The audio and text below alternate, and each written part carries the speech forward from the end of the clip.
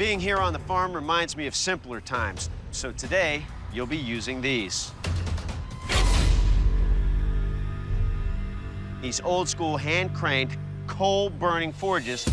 What the I've never lit a coal forge before.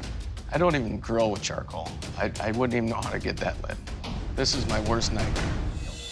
You'll be harvesting the steel that you need from the scrap pile of farm tools up on that hill. Good luck, bladesmiths. Your 4 hours starts now. You guys are running for it. Tackle up! Full contact bladesmithing starts now! I'm not looking for a specific tool, so I have no idea what this piece of steel is, but it looks good because it's nice and thick, and I can forge it. The design of knife that I'm making today is the big chopper, basically because of the hoof chop. It's the most I'm worried about, whether or not it's gonna stand up to that. I've never used a pickaxe before, but it's got a breakaway stone, and I hope it can keep an edge. I'm gonna try and turn this into a sax. Sax is pretty simple, down and dirty. The scrap metal I'm very happy with. And the grapple hook is great because I'll have plenty of steel to work with. I'm making an efficient blade, gonna be no curves, gonna be easy to hammer. I'm calling it a hoof slicer.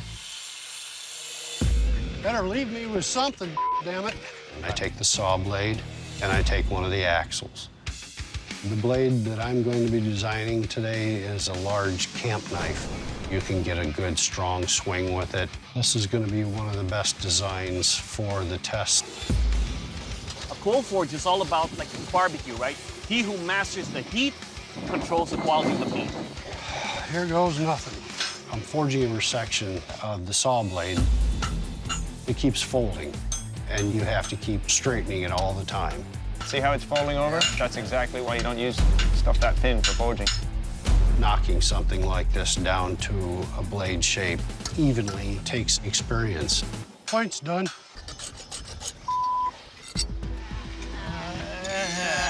He's making noises.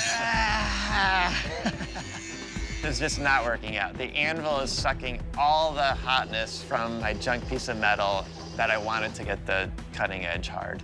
So I'm just gonna have to go for the quench and hope I don't get any cracks.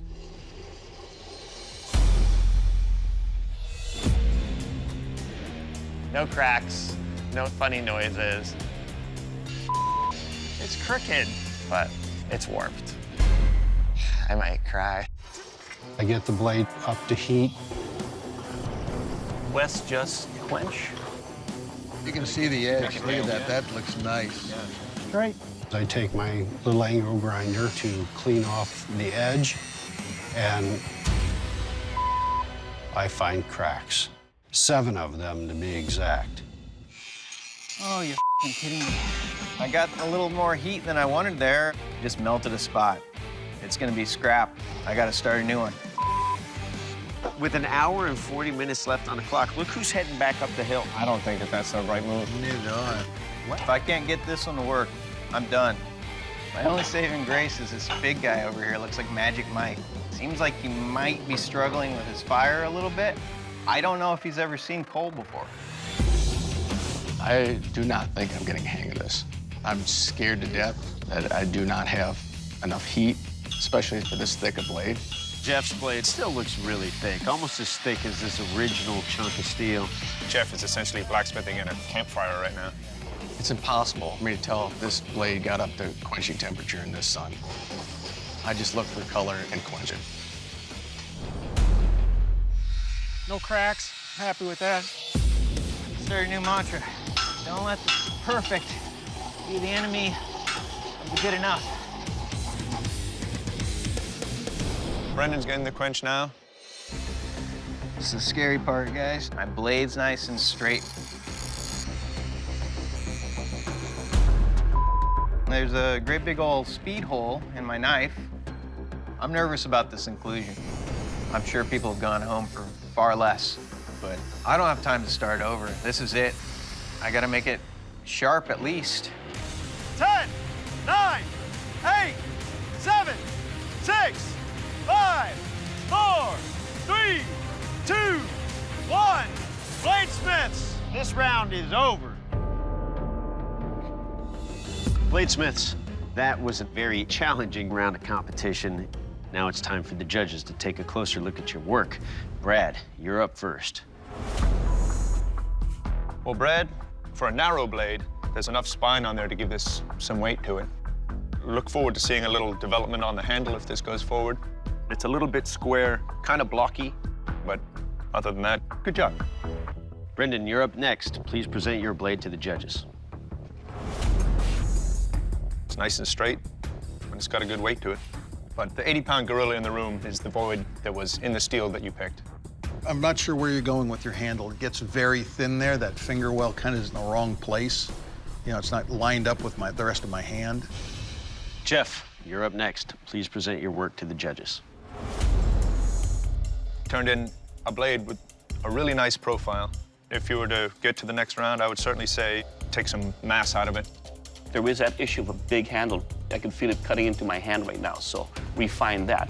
But it is a good-looking shape. Good job. Thank you. All right, Wes, you're up. Please present your blade to the judges. The big concern is, I mean, there are 5 major visible cracks, one of which runs almost 3/4 of an inch up into that blade. The fact that you do have a lot of blade beyond that could be your saving grace. Bladesmiths, the judges have evaluated your work and they've made their final decision. The bladesmith leaving the forge is Wes. Your blade did not make the cut. Wes, I really like the shape your knife took, and I was really impressed with your hammer work, drawing that point out without putting any folds in that material. But eventually you wound up with those stress fractures, and whether they came from the hammer blows on cold metal or from the quench, we can't really tell, but there are enough of them that we've got to let you go. Wes, please surrender your blade. I'll always be grateful for the opportunity. I'm not the kind of person that gives up after falling down. I've faced bears and men with guns, 4 divorces. Forging is what I do, and I'm gonna keep doing it.